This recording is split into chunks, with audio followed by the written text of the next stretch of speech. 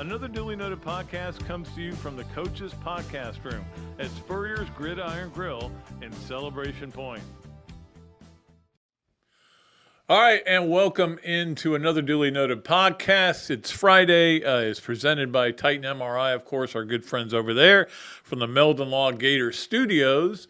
And, of course, at Steve Spurrier's Gridiron Grill is where we do the show from every Monday and Friday. And they're having a big day, the August 11th. It's a Thursday. They're having their one-year anniversary, and it's a pretty good deal. It's there's only a few tables left. In fact, they told me.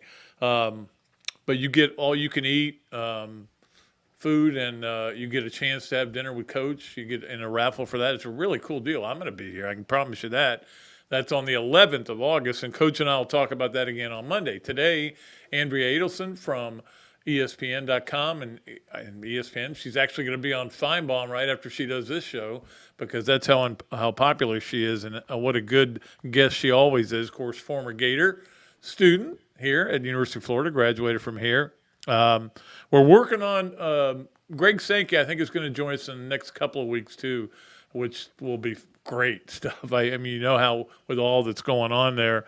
I am exhausted today, and I'll tell you the biggest reason, just too much golf and too much losing fluids and maybe replenishing them with the wrong ones. And also it's moving day for the students, and I did get roped into a little bit of it for Kelsey, who's moving from one apartment to another. Luckily, her new apartment's furnished, but we called Cardozo and Sons Moving, Jeff Cardozo, and his son Austin helped us out with a little bit. But today I think it just hit me because it was just too much sweating for me. All right, it is time for our hand law starting lineup.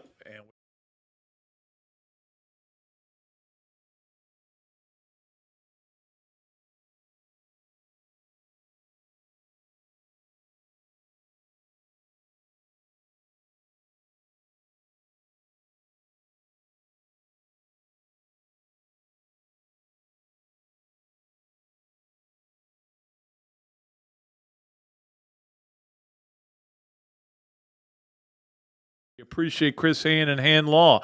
Number one, the first thing up today is 3 commitments last night from 3 kids from Osceola, the same high school. They decided to commit the same day. That was their pact. And it was kind of weird because I said on the radio, I said, look, if Florida gets all 3 of them, it's just going to skyrocket what's going on here. If they get 2, it's going to be really good. If they get 1, they better get 1. If they get none, everybody's going to want Billy Napier fired again. Well, they got 1.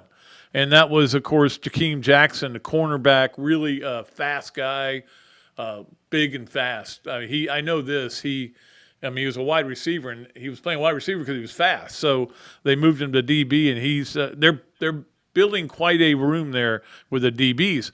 But the other 2, John Walker went to UCF, I'm sorry, which, okay. That's a big get for them, but I mean that's kind of weird. But again, you're getting ready. Don't forget, you can now sell if you're at UCF and you're Gus Malzahn. You can sell, hey, we're going to be in a Power 5 conference. Now, these kids aren't going to pay enough attention to all the other talk that's out there that Power 5 conference may not be a Power 5 conference, and we'll get to a little bit of that later. But anyway, and then Derek LeBlanc went to Oklahoma, defensive end. So Florida does have now 13 commitments. 11 of them are 4 stars.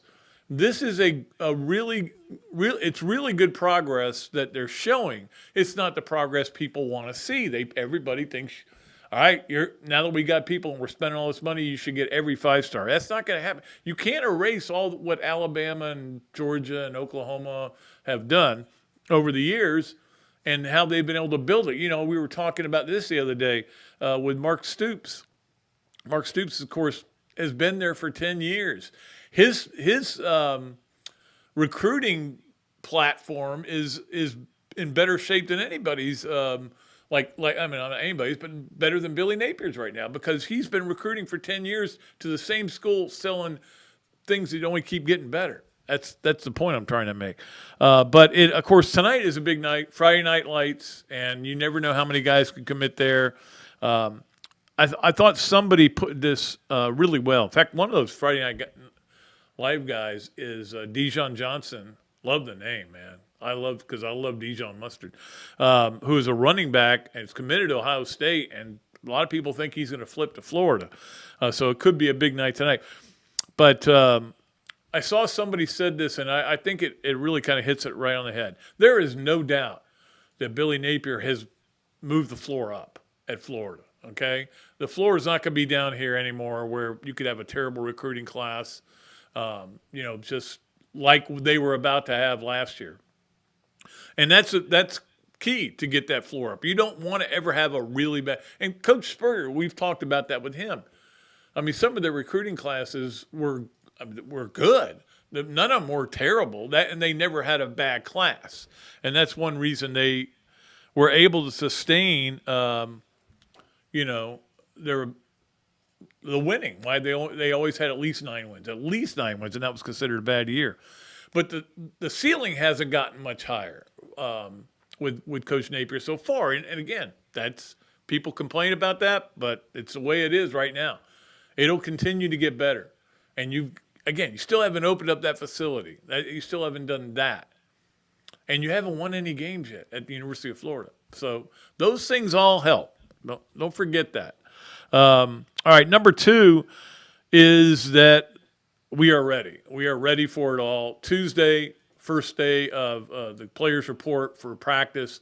Wednesday's their first practice. Just reading what they've sent us in the media, it doesn't look like we're going to get a lot of access. You can go out there and watch the first 15 minutes when they stretch their groins out, but that's about it.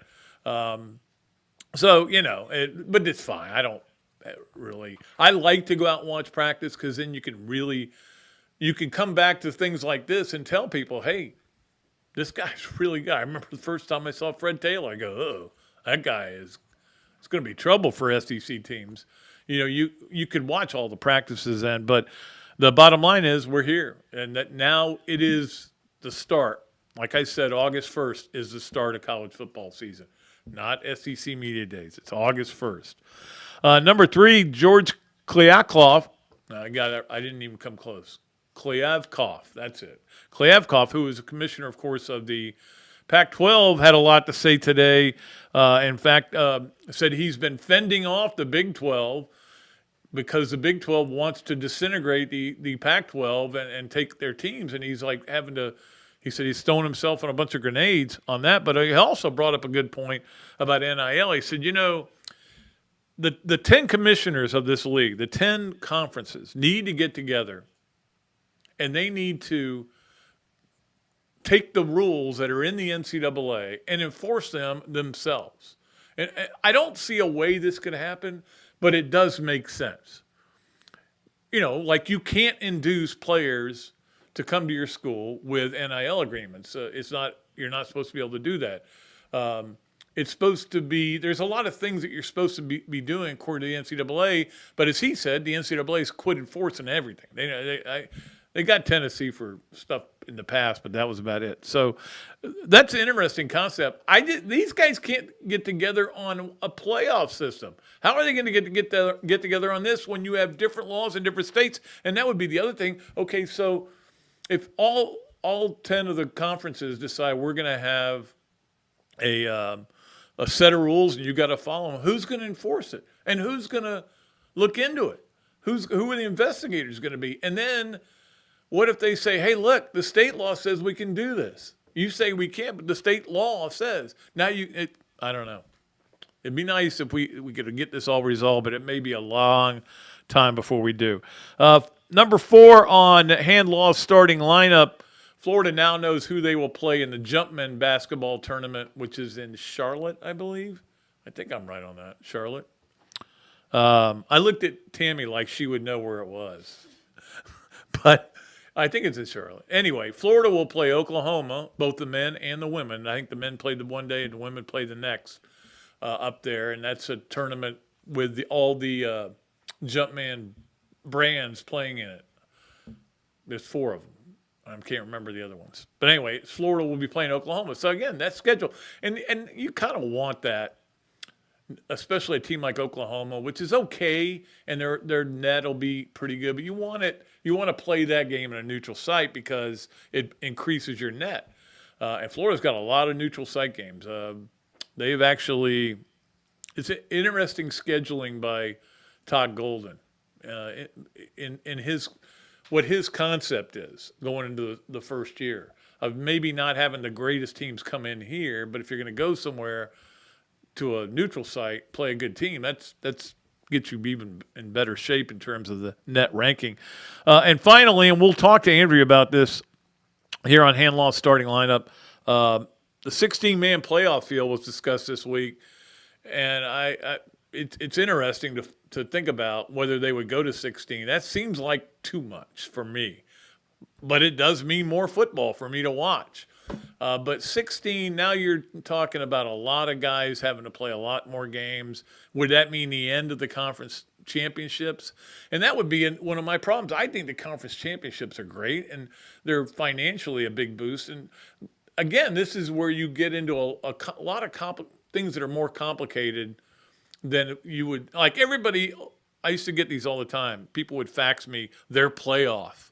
Here's the playoff I would have. I mean, I'm talking about 10 years, 15, 20 years ago. And I would go, yeah, well, that's fine, but I don't think that's going to ever happen. But now maybe it is going to happen. But, if you're, let's just say you've got a deal, as ESPN is, I think it kicks in next year, right? Next football season for ESPN with the SEC. Well, part of that deal is to have that championship game, which gets unbelievable ratings. I think it got a 15 this year. It was the highest rated championship game by far of any of the conferences. In fact, I think the lowest was the ACC with Pitt and Wake. I think were in that final game.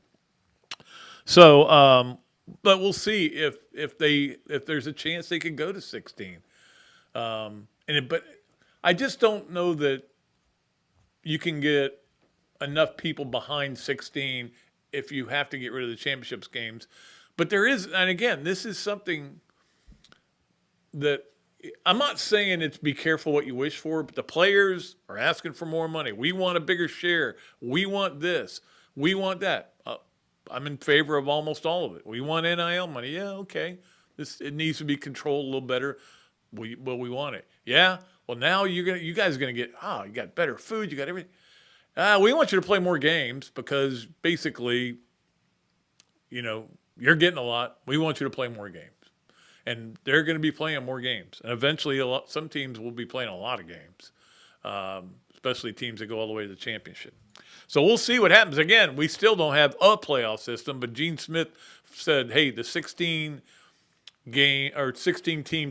playoff is out there. It's out there, and it's being discussed. So we'll find it. Maybe we'll get a little bit more on that from Andrea Adelson from ESPN, who will join us after we take this break here on Another Dooley Noted Podcast. We appreciate all of you, all of our great sponsors. And, of course, we just had the Hand Law Starting Lineup. Our podcast presented, as you know, by Titan MRI from the Melvin Law Gator Studios. Hello there, everybody. I'm Pat Dooley, of course, from Another Dooley Noted Podcast. And this is a great Adam Brewer, and he's just opened up a place here, Adam Brewer To Go. What gave you the idea to do this, to have a to-go place? We really like the fast recording in concept, progress. Being able to get the barbecue. Now we have this new online ordering. So before it was a call ahead carry out, quick service.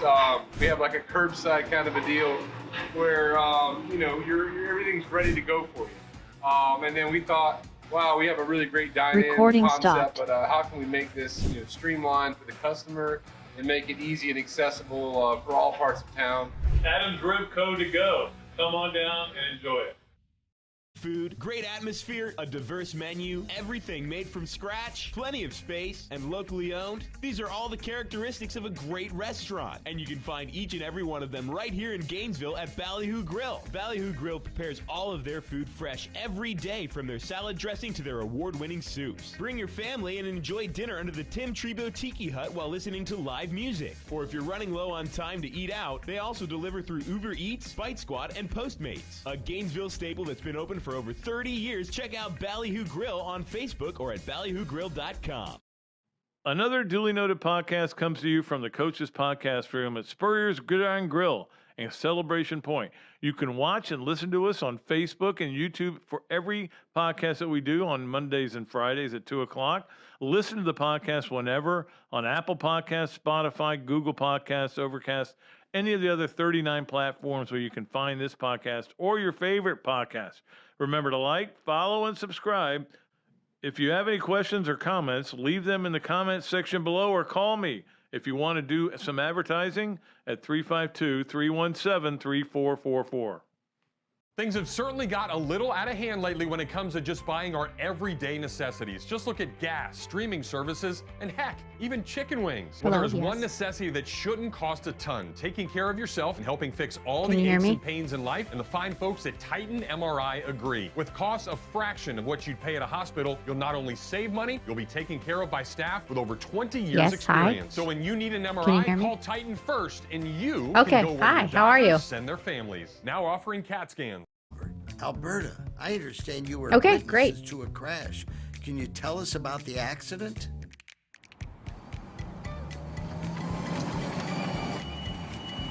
Do you want me to put my camera on?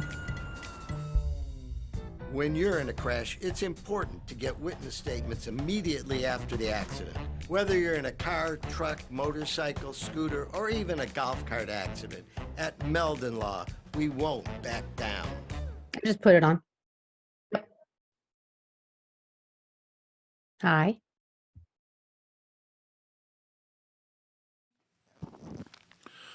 All right, welcome back. We are great pleasure to be joined by the great Andrea Adelson from ESPN, ESPN.com, and she does such a great job covering college football and especially the ACC. We appreciate her joining us today. How are you, Andrea? Has anybody ever called you Andrea? Andrea.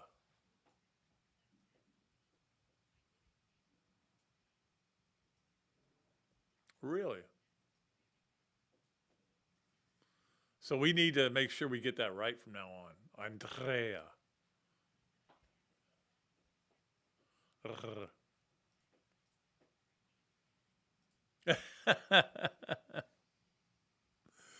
Yeah, it's not as hard, I can tell you that. We got a lot to talk about, obviously. It's been kind of a weird summer and with all that's been going on, but let's just start with the ACC and what's going on there, which we're kind of wondering what's going to happen, and I think a lot of people are wondering what's going to happen in that conference, whether they'll get poached or whether they'll start poaching and try to get bigger.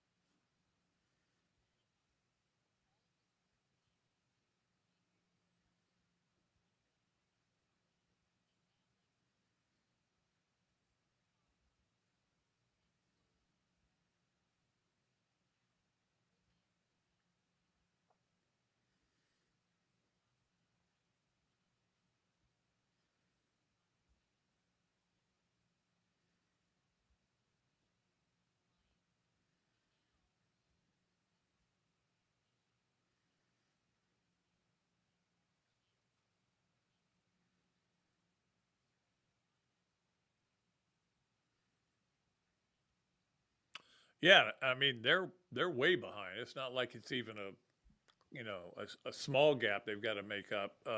But I mean, why did they? What was the incentive to sign that agreement what was it, a couple of years ago when they signed the grant of rights?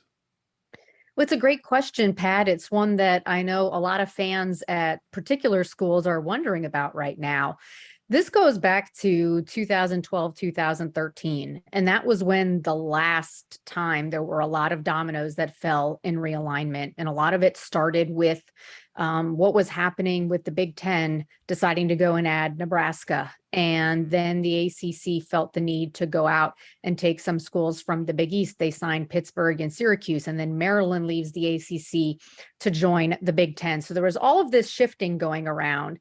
And once Maryland left, that was one of the long-standing ACC schools. There started to become some panic in the ACC about what the future was going to look like.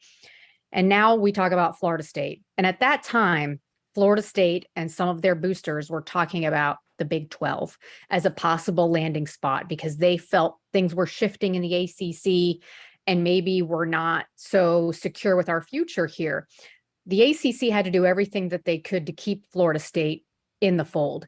And one of the ideas they came up with was a grant of rights where all schools decided they were going to sign together and have their rights stay in the ACC. John Swofford himself, the former commissioner, took trips to Tallahassee to convince the school president and the boosters and the board that we need to have this grant of rights signed. And they convinced Florida State to sign it. That was in 2013. And of course, that gave the other schools in the ACC the green light to say, well, if Florida State's going to do it, then we're going to do it too. And that was re-upped in 2016 with a new contract with ESPN that included the formation of the ACC network, and that extended it through 2036. And at the time, the ACC felt this was something that they had to do because they were so desperately in need and in want of that ACC network. The SEC had their network, the Big Ten had their network, and they felt they were slipping behind. And the ACC network was something they absolutely needed. So in order to get it, they had to agree to such a long contract with ESPN. And so that's why we are here right now with 14 years left on this contract, because at various points in its history, the ACC felt the only way to get stuff done and to keep the conference together, quite frankly, was to sign a grant of rights, one that lasted this long. Yeah, and the interesting thing, you can tell me whether I'm wrong on this, because I know I read it somewhere, but again, sometimes you read things that aren't true, as we know. But like the only team I think they could add that would really be a difference maker would be Notre Dame. And of course, Notre Dame already has this agreement with the ACC where all its other sports, and of course last year, the COVID year, they played in the ACC. And that there is a deal with the ACC and Notre Dame that Notre Dame would have to pay like $130 million or something to get out of. I don't know if that's true or not, but I don't think it's as easy for Notre Dame to go to the Big Ten as some people think it might be. No, it's definitely not. And that's by design, of course, which is why it's not as easy for any of the other full members of the ACC to pick up and leave, because the ACC's purpose in a large withdrawal fee and the grant of rights was to keep this conference together, right? When all of this was happening, nobody was naive to the fact that realignment was going to stop right then and there in 2012, 2013. The history of college athletics shows us there's always going to be conference changes and realignment. What was the ACC going to do to secure their future? And after Maryland left, it was just kind of a little bit of a wake-up call. None of their schools had left. They had been the ones taking schools from the Big East and from other conferences. Nobody had ever left the ACC. And so that's why you have, as you mentioned, a $120 million withdrawal fee. That's just to leave the conference, right? Every conference has this exit fee. We've seen that litigated down, and that's fine. It's the grant of rights that Notre Dame also is a party to, because all of their other sports are inside the ACC right now. And while the number isn't as high for them in terms of what their media rights dollar figure is, it's about, I think, $10 to $11 million per year, whereas for the full members, it's about 35-ish right now and on the way up. But still, multiply out that 10 to 11 million times 14 years plus the withdrawal fee. And again, we're talking about hundreds of millions of dollars. And by the way, Notre Dame wouldn't be allowed to have their other sports on television either. Football, sure. But if we're talking about men's and women's basketball, which are two high profile sports for Notre Dame, they wouldn't be allowed to have their home games and select non-conference games on the air. So you're right. It's not as easy as people think. If Notre Dame were to suddenly magically decide, you know what, we're going to join a conference and we don't want it to be the ACC. We want it to be the Big Ten. It's going to cost them, and it's going to cost them a lot of money. By the way, Andrea is joining us, as all of our guests do, on the Big Mills Zoom line. Big Mills Cheesesteak, street dining done right, and she'll be playing our game at the end of her segment here. Yes, no, where, maybe. So be prepared for that, okay? Ooh, okay. Yeah. All right. I did want to talk some football with you, though, because do you think, again, I'm just throwing this out there, do you think Miami was picked to win the Coastal because that's about it? That's the only team you can even muster up an argument for, or do you think they're going to be that good? I know how good their quarterback is.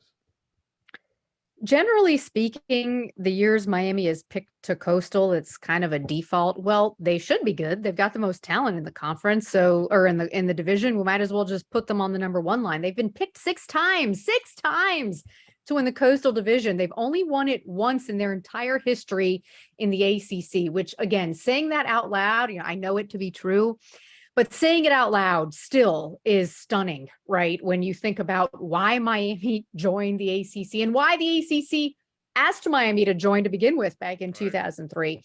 So I did not pick Miami to win the Coastal. I actually picked Pitt to repeat. And there's a few reasons why I picked Pitt. I know that a lot of people have concerns about their offense with Kenny Pickett to the NFL and Jordan Addison going to USC.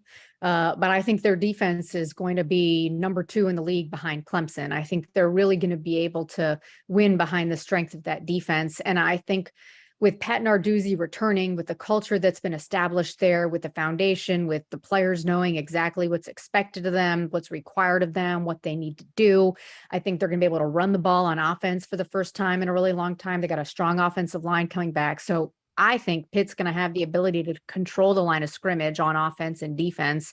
And it might not be as flashy on offense as it was a year ago, but I think it'll be enough to get the job done. And so why them ahead of Miami? Well, look, every time we pick Miami, generally speaking, it doesn't work out. This is a new year with a new coach, players getting used to new systems. I love Tyler Van Dyke, their quarterback. I think he has the potential to be outstanding and maybe be a high pick if he decides to come out to the NFL draft. They've got some playmakers that they added from the transfer portal on defense, but this is still a roster that's relatively unsettled beyond Tyler Van Dyke. And some players returning on the offensive line. Don't know who's going to step up yet at receiver. They do have some depth at running back, which is good. But again, with so many new faces coming in, with a new coaching staff coming in, new terminology, all of the newness, it was hard for me to put Miami on the number 1 line. And by the way, they get Clemson this season as their rotating Atlantic Division opponent in the last year of divisions. And of course, they get Florida State, which beat them a year ago. So it's not as if Miami's got a cakewalk of a schedule either. And so that's why I did not pick Miami, but I understand why the media picked Miami. They are always the sexy, flashy choice to win the division. It's just that it usually never happens. Well, and they got rid of the turnover chain, so I think a lot of people that's maybe why they picked Miami to win. Let me ask you about the other guys over there to our left, Florida State. Not a lot of buzz around the program right now. I mean, how big a year is it for Mike Norvell? Huge year for Mike Norvell. And I have to say, Pat, in the conversations I've had with Mike and with the players and with the staff, going back to the spring, there is an optimism around this program that I haven't heard in a few years. Now, does that mean they're suddenly going to be a 10-win team?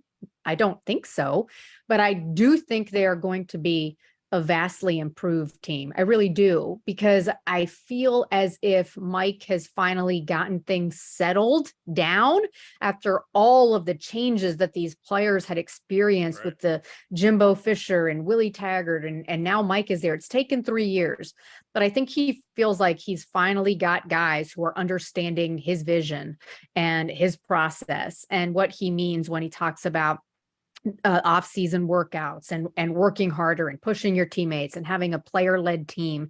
It feels like that has started to come together for Florida State. Still a lot of transfers. I mentioned transfers from Miami. Florida State's got even more that they're going to have to rely on yet again. Is their offensive line going to be better? Is Jordan Travis going to be overall a more complete quarterback? You've seen glimpses, bits and pieces from him.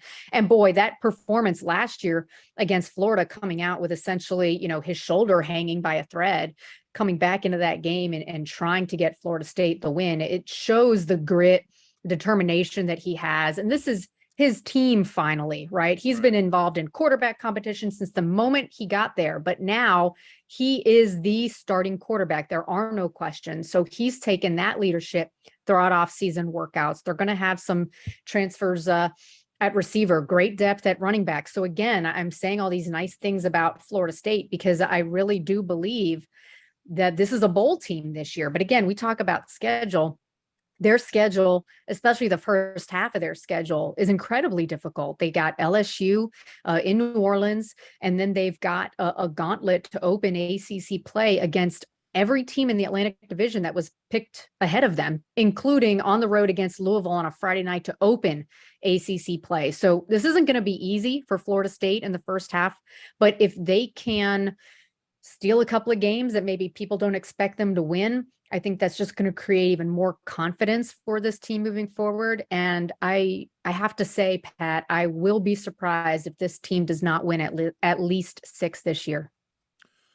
Well, the big question for them is, do they have a kicker that can execute an onside kick? That after that Florida game when the guy whiffed on it. And so yeah. they'll have to do that. All right, it is time for Andrea to play our great game that we play every Monday and every Friday, our yes, no, way, or maybe. She's just got to answer these questions. It's brought to you by Big Mills Cheesesteaks, and we love it at Big Mills. If you go to Big Mills and mention you were watching Another Dooley Noted Podcast, you get free fries with your order. So how about that? And you can come up and get them too, Andrea. We're open for business.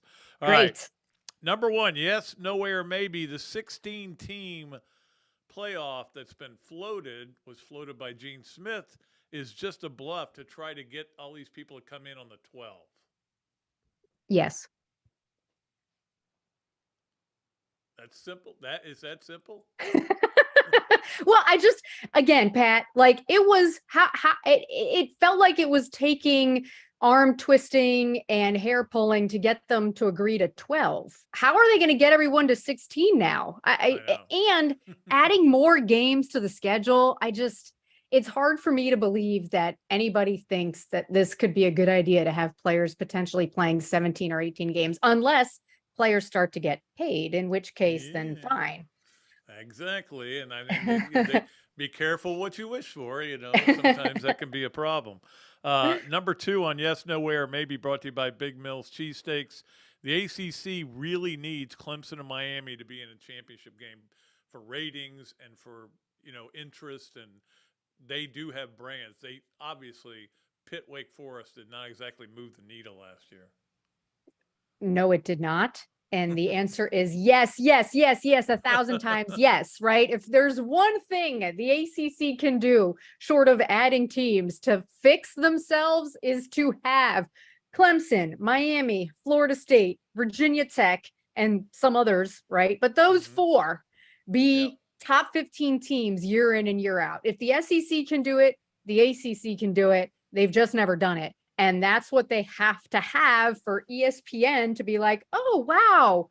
Okay, maybe we will reopen discussions and give you guys more money in your television contract. Yeah. That's great. Electric. More. We loved it. Yeah. More, please. And finally, on yes, no, way, or maybe, Tyler Van Dyke is a Heisman finalist this year. No.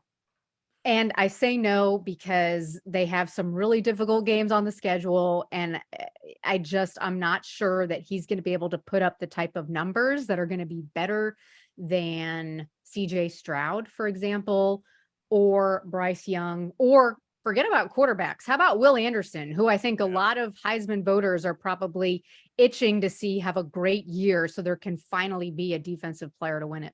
He was on my ballot last year. I think I had him third. Yeah. So Yeah. I probably would vote for him again. But I think the biggest reason the answer is no way, actually, is I don't think they'll, you know what, it's the best player on the best team.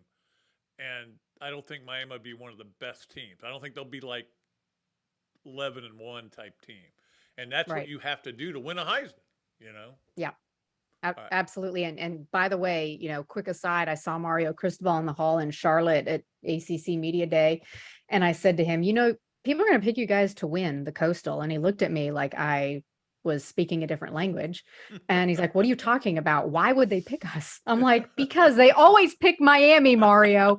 And he was like, well, make sure to pick us last. Because he's not all about that talk. He wants to show it on the field, but he also knows they've got a lot of work to do. Andrea, always great talking to you. Thanks so much for joining us. We appreciate your time, and we'll talk to you later, okay? All right, Pat. Thanks for having me again. Okay. Great to have Andrea Adelson. We've had her on a couple of times, I think 3 now. Love having her on. And, of course, she was on the Big Mills Cheesesteak Zoom line. We got to get a break here on Another Dooley Noted Podcast presented by Titan MRI from the Meldon Law Gator Studios. When we come back, all of our fun stuff is coming here on the podcast. Hello there, everybody. I'm Pat Dooley, of course, from Another Dooley Noted Podcast. And this is a great Adam Brewer, and he's just opened up a place here, Adam Brewer To Go. What gave you the idea to do this, to have a to-go place? We really like the fast concept, being able to get the barbecue. Now we have this new online ordering. So before it was a call-ahead carry-out, quick service. We have like a curbside kind of a deal where everything's ready to go for you. And then we thought, wow, we have a really great dine-in concept, but how can we make this streamlined for the customer and make it easy and accessible for all parts of town? Adam's Rib Co. To Go. Come on down and enjoy it. Great food, great atmosphere, a diverse menu, everything made from scratch, plenty of space, and locally owned. These are all the characteristics of a great restaurant, and you can find each and every one of them right here in Gainesville at Ballyhoo Grill. Ballyhoo Grill prepares all of their food fresh every day, from their salad dressing to their award-winning soups. Bring your family and enjoy dinner under the Tim Trebo Tiki Hut while listening to live music. Or if you're running low on time to eat out, they also deliver through Uber Eats, Bite Squad, and Postmates. A Gainesville staple that's been open for over 30 years. Check out Ballyhoo Grill on Facebook or at ballyhoogrill.com. Another Duly Noted Podcast comes to you from the Coach's Podcast Room at Spurrier's Gridiron Grill and Celebration Point. You can watch and listen to us on Facebook and YouTube for every podcast that we do on Mondays and Fridays at 2 o'clock. Listen to the podcast whenever on Apple Podcasts, Spotify, Google Podcasts, Overcast, any of the other 39 platforms where you can find this podcast or your favorite podcast. Remember to like, follow, and subscribe.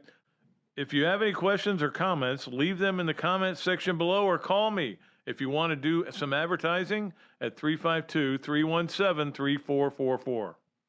Things have certainly got a little out of hand lately when it comes to just buying our everyday necessities. Just look at gas, streaming services, and heck, even chicken wings. Well, there is one necessity that shouldn't cost a ton: taking care of yourself and helping fix all the aches and pains in life, and the fine folks at Titan MRI agree. With costs a fraction of what you'd pay at a hospital, you'll not only save money, you'll be taken care of by staff with over 20 years experience. So when you need an MRI, call Titan first, and you can go where your doctors send their families. Now offering CAT scans. Albert, Alberta, I understand you were witnesses to a crash.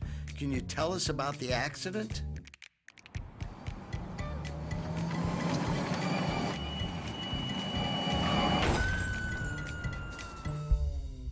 When you're in a crash, it's important to get witness statements immediately after the accident. Whether you're in a car, truck, motorcycle, scooter, or even a golf cart accident, at Meldon Law, we won't back down.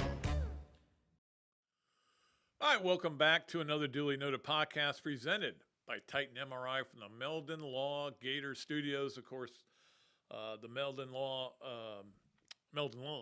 I should say, sponsors Coach Spurrier's segments too, and he'll be in again Monday, and we'll have a great conversation there as practice is getting ready to start.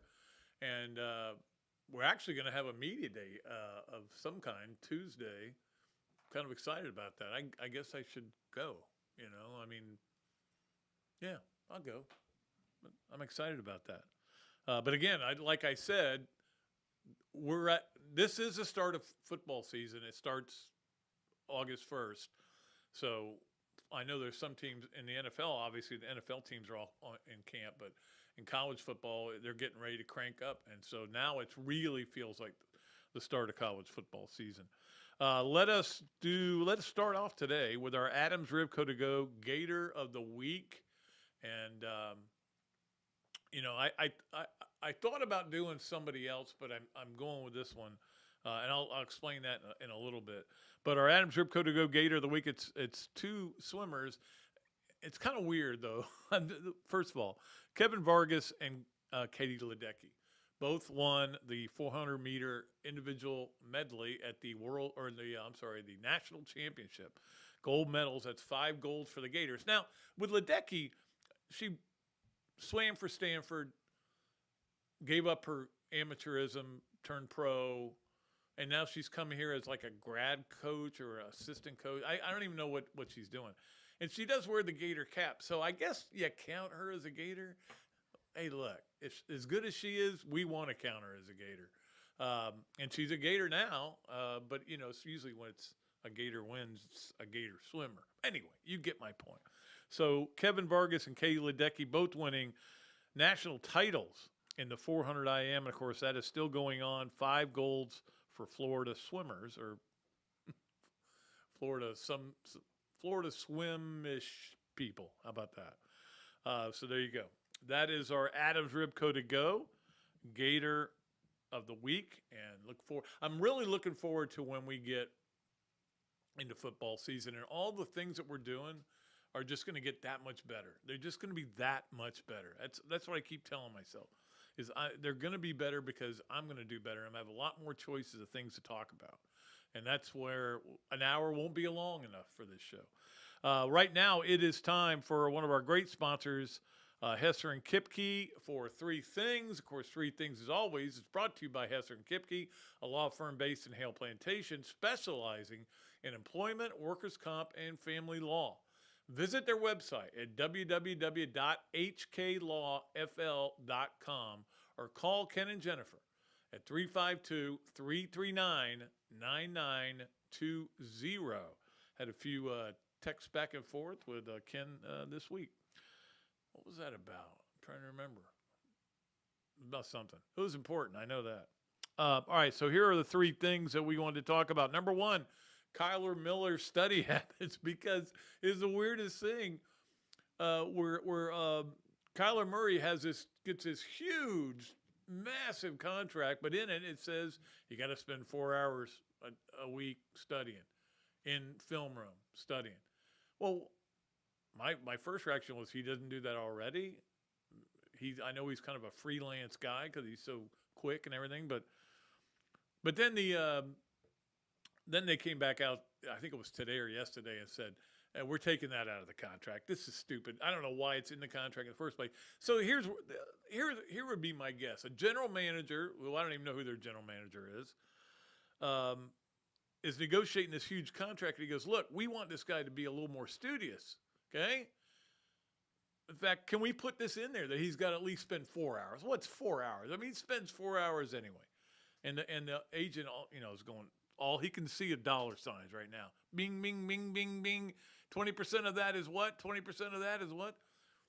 And he lets it go in there. And, of course, Kyler Murray's not aware of it. The coach isn't aware of it. Who said something about it. Kyler Murray's mad that his study habits are being questioned and his work ethic. And it's just so you sign the biggest contract, it just creates a huge mess of a distraction.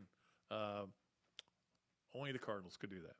All right, that is number 1. Number 2 on Hesser and Kipke's 3 Things. The trade deadline is Tuesday for Major League Baseball. It could be interesting to see who makes deals. The Mets actually made a deal today. Got a couple players. Will the Braves make a move is my question, of course.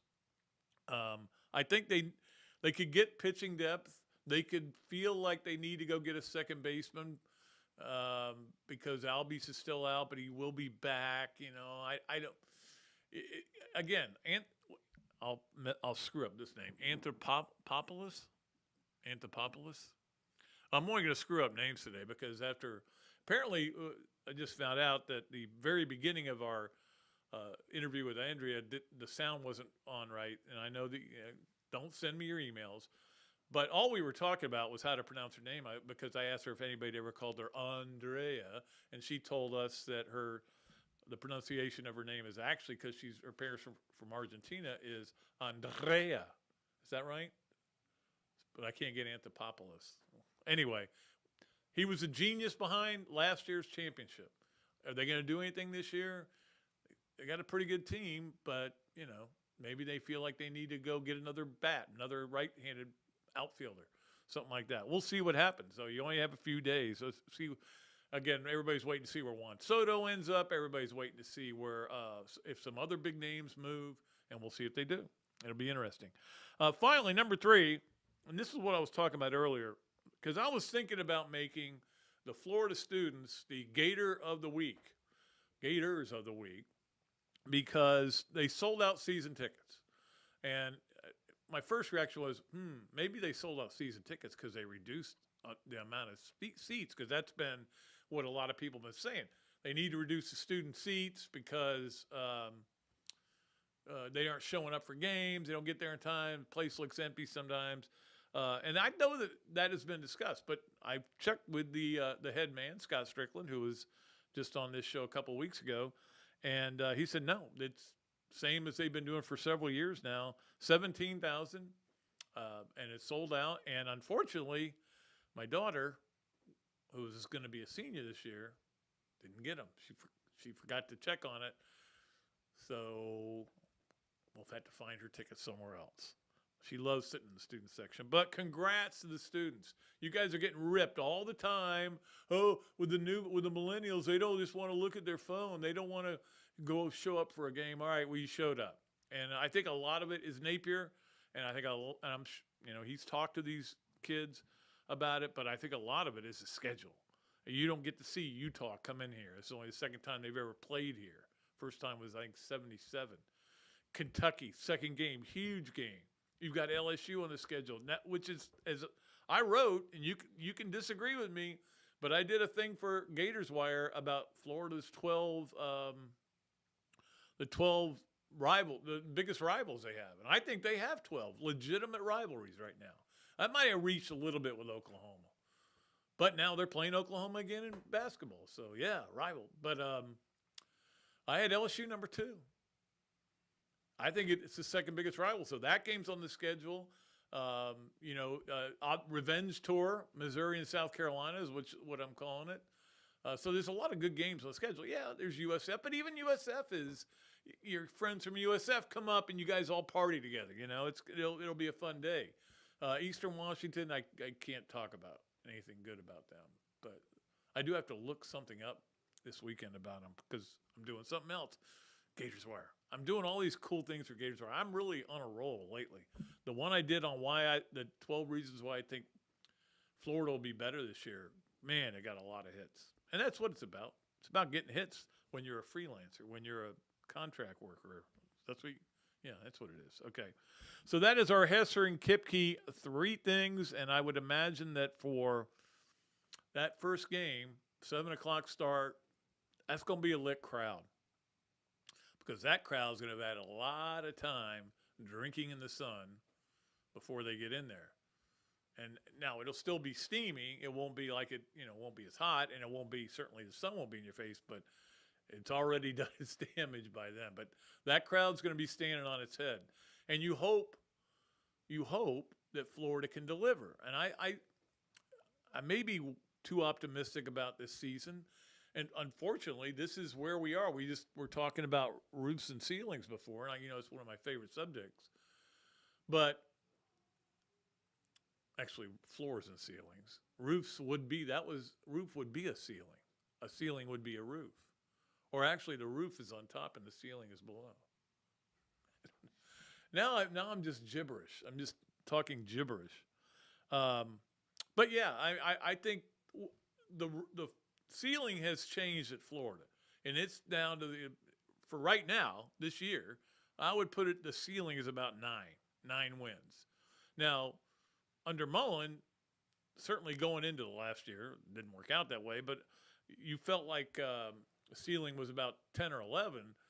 Ceiling's come down a little bit, but I think the floor has gone up too. I don't think we're going to see maybe this first year, but I think they're actually going to be pretty good. I keep telling myself, I like their offensive line, but they got to show me.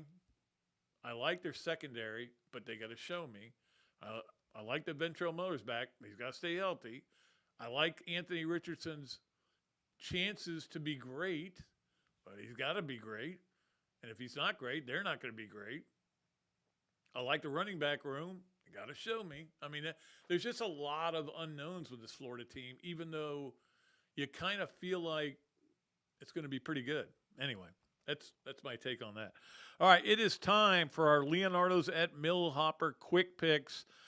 And you guys, I gave you a softball last week, so to try to get a lot of people qualified, now I got a list like this, and one of you is going to be the winner because we are going to pull it on Monday.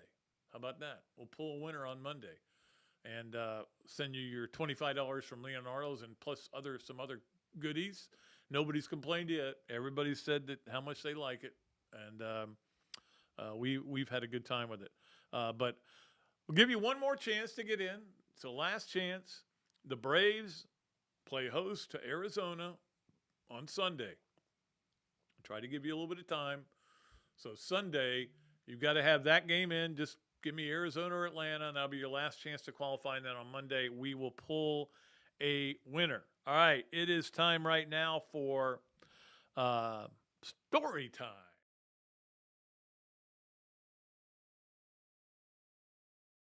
I got a lot of good ones for you.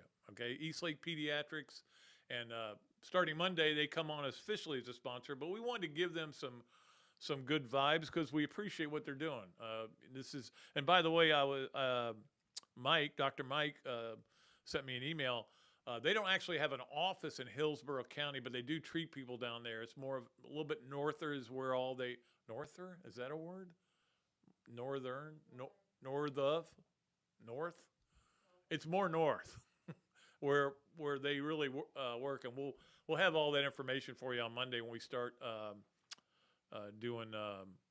Again, we'll continue to do story time. All right, story time today, brought to you by Eastlake Pediatrics, is going to be about the USFL. And people ask me why you love the USFL. Why do you talk about the USFL? This USFL, hated it. Didn't watch hardly any of it. Not good. Not the old USFL. Old USFL was fun. It was a blast. It was the most fun I've ever had. And I was very fortunate for 2 years because I got to cover it. And I was the only beat guy, literally the only beat guy. I was the only one who covered it. I had to do a section every home game, and I had to write it all by myself. But that was fun. I loved doing it, and I loved the access and the friends I made. They're still friends to this day. But here's another reason. I decided to give you 3 quick stories about it on story time here. Number one is I'm in L.A. for the game, the L.A. Express against the Jacksonville Bulls. And I see the PR guys there, and I'm in the press box. Steve Young has just signed with the Express. And I say, hey, is there any way, like after the game, I could just get a minute with him, Steve Young? He goes, he says, come down at halftime. I go, halftime? So I get down at halftime. Steve Young's sitting by himself on a bench. He goes, hey, you must be Pat Dooley. I go, yeah. Okay, great. Sit down there for the entire half, interview him, talk to him. He's telling me the story about the owner of the team, who I'm trying to remember his name. I can't remember his name, but the owner of the team actually throwing physical bills in his face. Say, here's your money. You want money? Here's more money. All that stuff is coming out. Okay, so I go up there. I got a story for the next day. Jaguars. I keep saying Jaguars. Bulls lose the game, and I do my interviews, and I'm up there, I'm getting ready to write, and all of a sudden I hear, because this is the LA Coliseum, they go, ladies and gentlemen, Chuck Berry. And whoa, I'm not writing. I got to listen to this. Chuck Berry's about to play me a concert because there's only about 90 of us there. Anyway, that was one story. The other story was when I interviewed Brian Sipe separated his shoulder and was lost for the team. He ended up coming back and separated it again. But he was doing rehab in the sun in Arizona because they had stayed out there all week. And they go, I asked for an interview with him. They go, yeah, it's a good time right now. He's just doing rehab. I walked over. Brian Sipe, legendary quarterback, okay? And it's just his entire shirt is covered in vomit because we'd all been out the night before. And he's trying to do these exercises in that sun, and the pain was so much that he finally just lost it, and there was nowhere to go. That was my Brian Sipe experience. I've got another good Brian Sipe story. Maybe I'll tell it later. And then the other story was traveling with Larry Zonka. Nothing was better than that. We would go up there. He'd literally, and can imagine doing this today. He'd open the cabin door and say hi to the pilots. Now, if you did that today, you'd have marshals on you, but he'd say hi to the pilots, and they would go, hey, Zonk, man, Larry Zonka, how you doing? And, of course, he was the general manager of the Bulls. And I used to love it. And then he'd come back and go, come on, we're in first class. I go, what do you mean we're in first class? How did you get me in there? He goes, I said I had a friend. So we'd sit in first class all the time. It was great. I loved the USFL. That is story time, Pat Dooley's story time, and appreciate our sponsors, Eastlake Pediatric, for that. Finally, today on Another Dooley Noted Podcast presented by Titan MRI from the Meldon Law Gator Studios, it's time for one of our favorite things, this, that, and the other. Maybe we need that Batman logo for that, too, that we're talking about doing for yes, no, where, or maybe. This, that, and the other. Pow, bang, zoom. All right. And by the way, as you know, many of you know, this, that, and the other is brought to you by Ironwood Golf Course, by Ballyhoo Grill, and by Dar Shakow Insurance. We appreciate all of our great sponsors, and people have just been tremendous as far as that goes. This is I'm watching highlights of the Braves win the other night, and the announcer says, hey, by the way, he's interviewing Austin Riley. He says, by the way, the Mets lost tonight. You're half a game back now. And Riley says, we're coming for him. And I'm like, yeah, good. Yeah, go get him, man. Come on, let's go get him. And then I go, wow, we got the Phillies. Phillies are good. They're not great, but they're good. That's going to be – but, the Braves, the way they've been playing, you expect them to win every game. And the Mets have to play the Yankees. Well, guess what? That was that especially the Mets playing with the Yankees. Because when they play, I don't even know who to root for because I don't like them both. But this time, I knew who to root for the Yankees. I'm sitting there rooting for the Yankees. They got swept. The Braves, and this is the other, did not. They lost 2 out of 3. One of them they blew in the 8th inning. And guess what? We wake up today, and the Braves are 3 games out. And now I'm discouraged again, but I'm going to get over it. I'm going to get through this. I gave up on that team last year. I'm not giving up on them again this year. But, yeah, you're coming after them, but you got to win more games. Make it happen, Alex. Get one player in there that makes a difference. That's all I'm asking for. All right. Well, that's going to do it for the show. Thanks to Tammy for doing a great job producing. Getting a little better every time. Well, just a little better every time. That's our goal. Get better every day, Tammy. And she's doing a great job. We love her here. All right, we will be back on Monday with Coach Spurrier. Not sure who Friday's guest is, but we're working on some big ones. We're trying to get somebody that'll impress you. How about that? We will be back with another show on Monday, though. Until then, I am Pat Dooley, and I am deep. I am way back, and I am out of here.